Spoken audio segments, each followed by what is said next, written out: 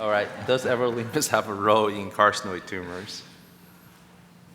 And actually, if you look at neuroendocrine tumors, this is one of the few diseases among GI oncology where the incidence of disease is actually increasing.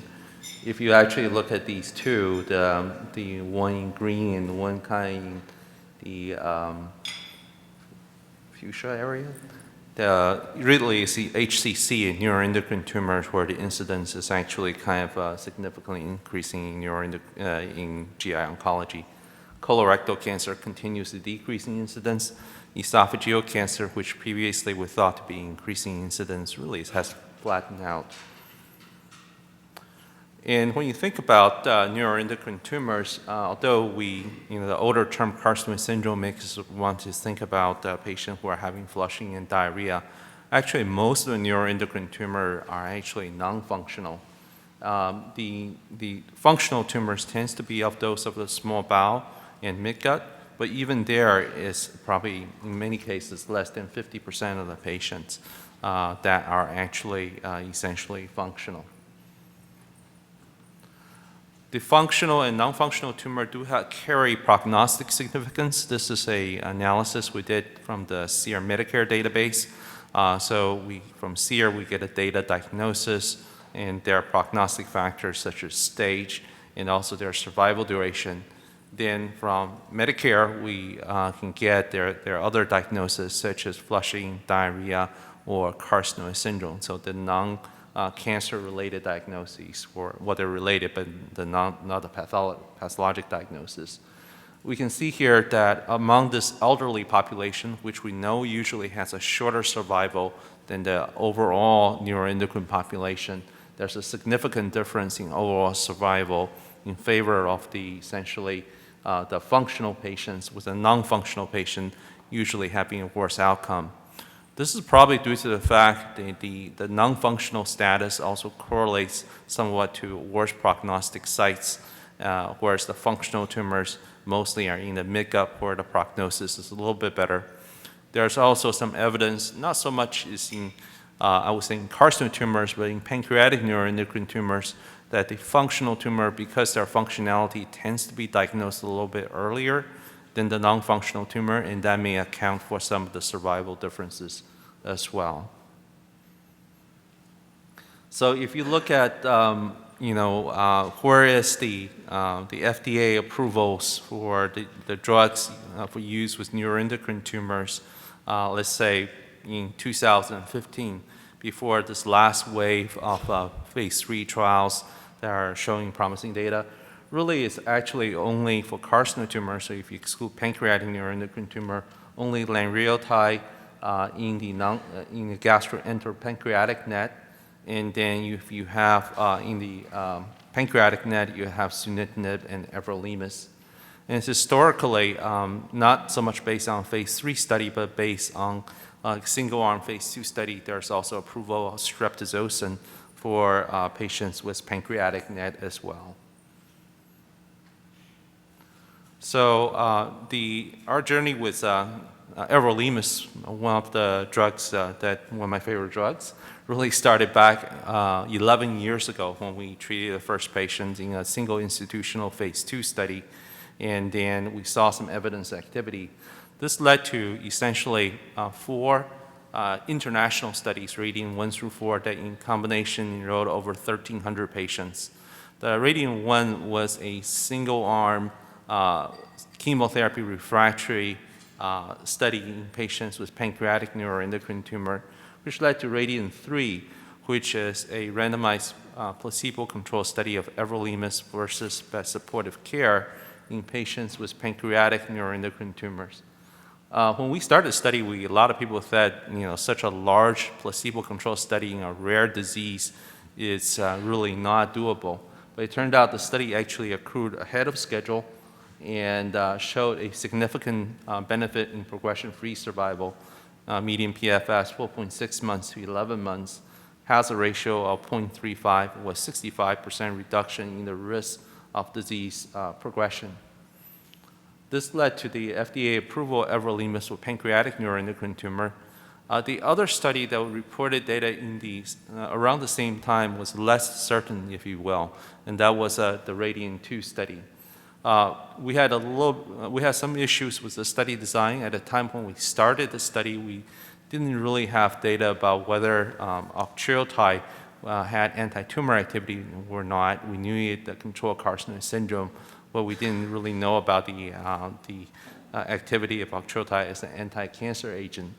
So 429 patients were randomized 1-to-1 between octreotide plus everolimus, or octreotide plus matching placebo.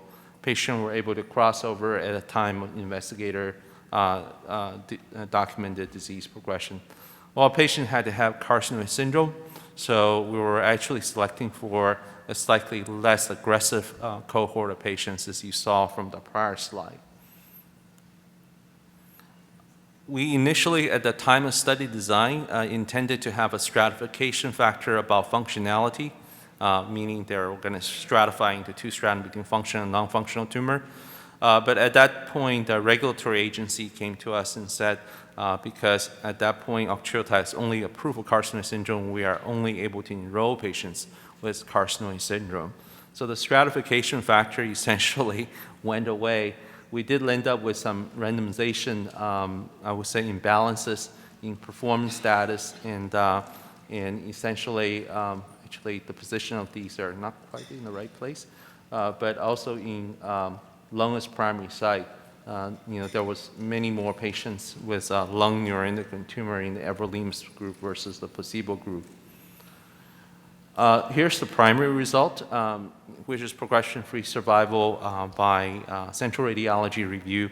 A median PFS was 16.4 months in the everolimus arm and 11.3 months in the placebo arm, leading to a hazard ratio of 0.77, or a 23% reduction in the risk of disease progression. It should be noted that although the p-value here is 0.026, this is a one-sided p-value and is not statistically significant. One of the issues we also face with this study is that we hit something called essentially informative censoring, because by local review, investigator review, although the hazard ratio was around the same, but the p-value was much lower. That's because there's a loss of events in the central radiology review. But when we did a multivariate analysis adjusting for imbalances in randomization factor, this suggested everolimus did in fact have more activity. The hazard ratio was 0.62 and p-value of 0.003. So that's where we were back in 2011. Everolimus approved for pancreatic NET, and we have some equivocal results suggesting there's activity for everolimus in the rest of the neuroendocrine tumors as well. We didn't really want to leave the field in a quandary in terms of whether everolimus has a role or not, and left to people to use the drug off-label or do that sort of thing. So we want to answer the question in a more definitive way. This led to the design of RADIANT-4 study. We want to address some of the issues we found in RADIANT-2. One of the problems we had in RADIANT-2 is that some patients probably didn't need to go on the clinical trial or didn't need a new therapy because they were progression-free for over a year on the placebo arm. And so we chose a little bit more aggressive population. This RADIANT-4 was in a non-functional group. And now we know that octreotide actually has anti-tumor activity. We wanted to make sure that the groups are well balanced and people enrolling in the trial are actually needing everolimus therapy. So it was a placebo versus everolimus alone. In non-functional tumors, there's no octreotide given in either arm. To address the issue about informative censoring, we now introduced essentially expedited real-time central radiology review. So there's not an information gap between the local investigator and the central radiologist. And we were able to essentially stratify by key prognostic factors.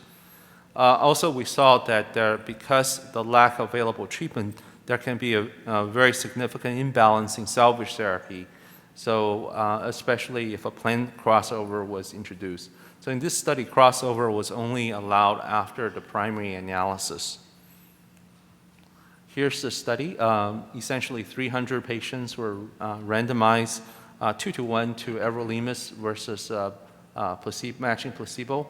The population is in patients with non-functional neuroendocrine tumor of lung and GI origin. The two groups were, with the introduction of the stratification factor, were obviously much better balanced. The lung group 31%, 28%. Because actually our European colleague has been favoring the gastroenteropancreatic NET concept, most trials in neuroendocrine tumor thus far has not included neuroendocrine tumor or carcinoid tumors of the lung. But this was an area of real unmet need because there's really no drug has been tested and no drug has been found to be efficacious or approved for lung neuroendocrine tumors. So, and in Radiant-4, actually, we were fortunate that was one of our largest groups.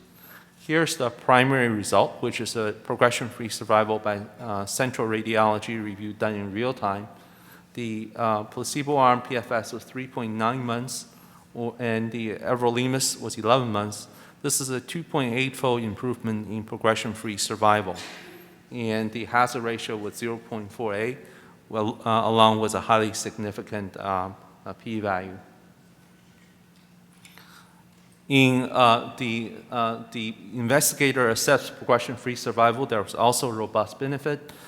Median progression-free survival in the placebo arm was 5.5 months, in the everolimus arm 14 months, and with a hazard ratio even lower at 0.39, also associated with a highly significant p-value as well. When we look at these, the subgroups in terms of lung versus GI versus unknown primary, we saw benefit in each of the subgroups.